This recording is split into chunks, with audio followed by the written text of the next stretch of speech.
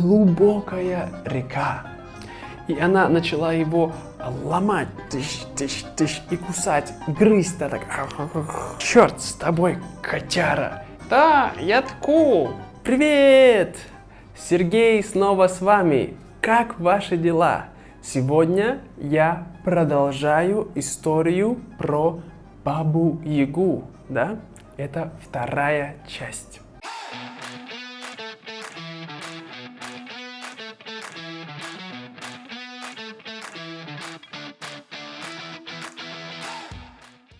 Баба-Яга, она опять проснулась и спрашивает: «Ткешь ли ты, милая, ткешь ли ты, девочка?» А кот отвечает: «Да, я тку».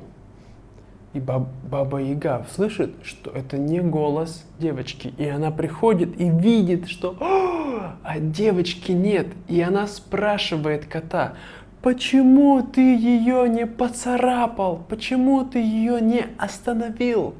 А кот говорит: «Я тебе столько лет служу, но ты ни разу мне даже косточки не дала».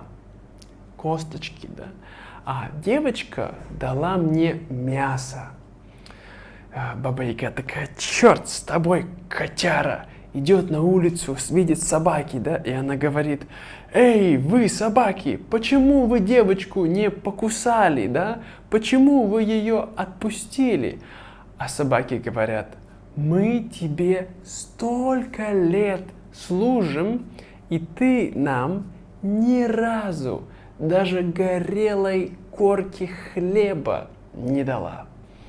А она дала нам вкусный кусок хлебушка. Баба-Яга такая: «Да черт с вами, с собаками!» И она видит работницу и говорит: «Ты, работница, почему ты меня не разбудила?» Да? Разбудила так. Разбудить. «Почему ты меня не разбудила?» И она говорит: «Я тебе столько лет служу, но ты мне ни разу не сдала ничего и даже хорошего слова не сказала.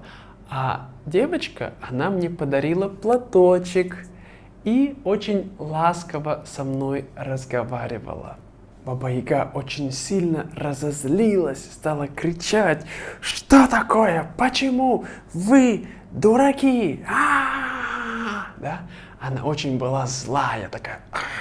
Кстати, если вам нравится эта история, и вы хотите получить транскрипцию к этому эпизоду и также отдельный MP3 файл, то вы можете найти его на Патреоне. В нашем клубе Patreon там есть много всего интересного и прикольного.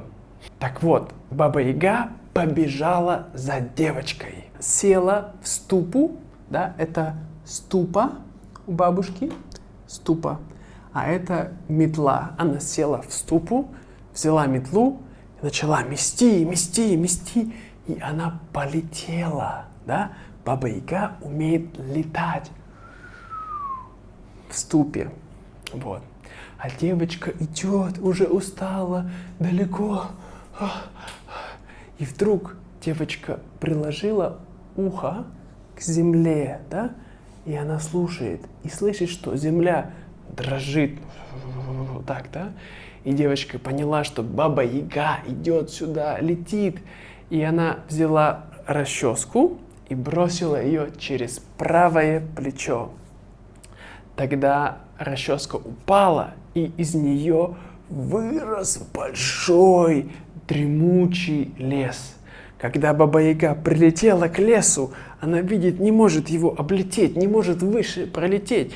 И она начала его ломать, и кусать, грызть, да, так, как собака, да, такая. Она очень злая была. Вот. И после этого она сломала лес, прогрызла себе дорогу, так как червяк, да? Червяк в яблоко идет, так, так и Баба-Яга такая, все сломала, прогрызла, и она полетела дальше за девочкой.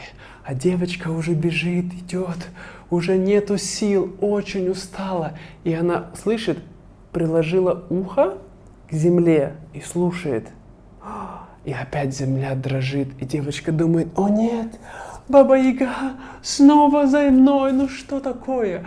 И тут она вспомнила, что у нее есть полотенце, да, полотенце, и она бросила полотенце через левое плечо. И из полотенца разлилась большая, широкая, глубокая река. И когда Баба-Яга пришла к этой реке, она не могла лететь над рекой. Ну, магия не работает так. И она вернулась назад домой. Она принесла ее быков. У Бабы-Яги было много быков-то. Му. Да, корова — это девочка, а бык — это мальчик. Бык. Она принесла быков, и она говорит: эй, быки, пейте воду и выпивайте всю, чтобы я могла перейти. А быки пьют, пьют, но не могут, река такая большая. Тогда Баба-Яга села и начала сама пить воду. Пьет, пьет, пьет, и так много выпила, что она лопнула, да, она взорвалась. И больше не было Бабы-Яги.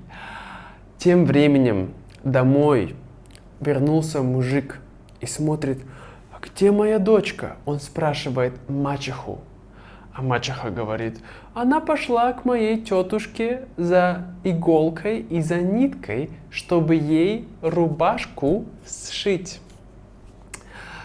Тогда мужик думает: ё-моё, ее же сестра, она же Баба-Яга, она же ее съест, господи. Да? И когда девочка вернулась, она говорит: папочка, папочка. Он такой: что случилось? Меня мачеха отправила к ее сестре Баба-Яге, а она меня съесть хотела. И мужик разозлился, взял метлу, да? Это метла, как у Бабы-Яги. И этой метлой начал эту мачеху бить и выгнал ее из дому. И остались они, мужик и девочка, вместе жить, поживать, и все у них было хорошо. Вот, друзья, это все на сегодня. Надеюсь, вам понравилась эта история. Если я говорю немножко быстро, скажите мне, пожалуйста, в комментариях. И также, если вам нравится моя работа и вы хотите мне немножко помочь, вы можете купить мне кофе на этом сайте, да, там маленькая такой donation, вот, и тогда, когда я буду делать следующее видео, я буду пить это кофе и думать о вас. Желаю вам всего хорошего, хорошего дня, хорошего настроения и до скорого. Пока-пока.